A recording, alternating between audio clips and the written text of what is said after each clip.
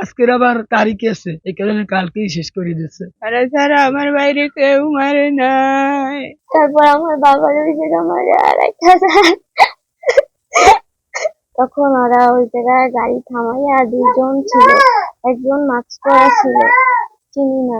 আমার মুখ চেপা, তারপর ওরা গাড়ি থেকে নামাইয়া তারপর মাঠের দিকে নিয়ে গেছে। তারপর ওদের বাসার পিছনে বাজার আছে, ওই জায়গায় নিয়ে বাজার রাখছে মুখ। আমার বাবা যখন আমার খুঁজতে গেছে, আমি বাবার ডাক দিতে গেছি, আমার মুখ চেপা ধরছে, বলছে বেশি যদি কথা বলো একদম জানে মাজা ফেলাম। তার নাম শিবজিৎ রায়। এরপর সকাল 5টার সময় ও আমারে এই ডিসি পার্কটা আছে না, এই জায়গায় রাখা গেছে। বলছে আমি কিছু খাইয়া আইছি, এই জায়গা বস। এই যে বললা ও চলে গেছে, ও আর আসেনি। কালকে রাতে বাবা দুপুরবেলা ভাত খাইয়া সকালবেলা উঠে দোকানে গেছে, তারপর দুপুরবেলা আইছে 4টার সময়, তারপর ভাত খেয়ে আবার দোকানে গেছে। রাত্রে 10টার সময় মায়ের ফোন দিয়ে বলছে যে আমার আজকে দেরি হইব, মুরগি আসছে, নামাইয়ে তারপর আসবে। বললাম, মা বলছে সাবধানে আইয়ে। তারপর মায়ের বলছে যে বাবু কান্না করে, ঠান্ডা করে রাখো।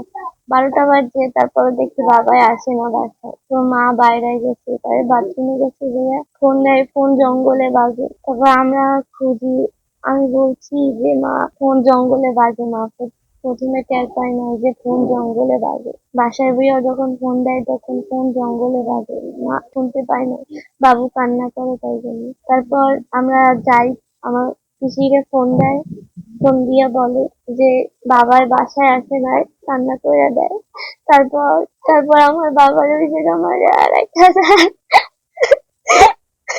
এইবার 12টা বাজছে, 12টার সময় আমার ভাই আইনি।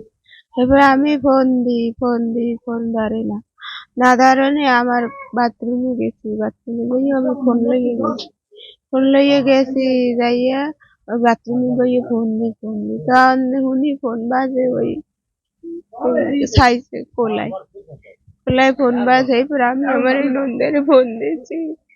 এবার আমার এই নন্দে আইয়া মানুষজন লইয়া আইয়া দেয় যে আমার বাইরে হইনে মাঝে হালাই থইয়া গেছে। এখন আমার ওই সন্দেহ হারাই মারছে আমার বাইরে, আর ছাড়া আমার বাইরে কেউ মারে নাই। আপনারা একটু সুস্থ বিচার করে না গো। এই বিষয় চাই, সূক্ষ্ম বিচার চাই, ওরে ক্রস ফায়ার দেন, ওরে ফাঁসি দেন। ওরা দেন, এতিম অগতান কেউ নাই, ওগো দেওয়ার মতো ওগো কেউ নাই। আপনারা এই বুঝে কাজ করবেন। আর ওরা মামলা উড়াইতে কইছে মেলবে, এর মধ্যে বাসুদেবে কইছে যে ঠিক আছে, আমি তোর অতটা আপন না, আর অত আপন লোক আছে, বাবুল দাস আছে, মিলন তপন দাস আছে, ওগুলাকে আমি বমু আনে। এই কালকের কইছে এই কথা, রাত্রে গড়াইছে ইয়া জানো ওই মামলা, জানো ওইটা আবার আজকের আবার তারিখ আছে, বাদী যাইবে না, এই কারণে কালকেই শেষ করে দিচ্ছে। আমরা তো অনেক দূর আইছি, এই ঘটনা তো আর আমরা জানি না। এই যে আমার ভাইরারে যারা মারছে, আমরা সূক্ষ্ম বিচার চাই, এর যেন ফাঁসি চাই আমরা। এর তো আগে ওই ঘটনা, একটা মেয়ে নিয়ে তার একদিন রাখছে এক রাত্র, এই জন্য এরা কেস করছে শুনছি আমি আর কি, দেখি তো নাই, এই জন্য নাকি তার উপরে আর কি মারার জন্য তারা আক্রমণ করছে। আমার নাতি স্কুল যায়, ওই লেকের পারে পড়তে গেছে, ওরা নিয়ে গাড়ি টানিয়ে লামাই মুহে কাপড় গাড়াই দিছে। তারপর একটা ছুরি যেতে হ্যাঁ, মাইয়ে ডরও কান্দন লাইনে মারে খুবই হেলাই দে, হেতু ডরও কান্দন লাইনে। হেঁটে 2 দিন গেছে, 2 দিনে কিছু কয় নাই। কাল গো রাত 11টার পর এই ঘটনা হয়েছে। আমার জামাই অনাথ করে থুয়ে গেছে যে মেয়ের, আর বিচার আপনারা করবেন, সুষ্ঠু বিচার, আর কিছু আমরা চাই না। আপনারা এইটাই আমরা চাই। যে ছেলেটা মার্ডার হয়েছে, এর মেয়ের 5 তারিখে ধর্ষণ করছে।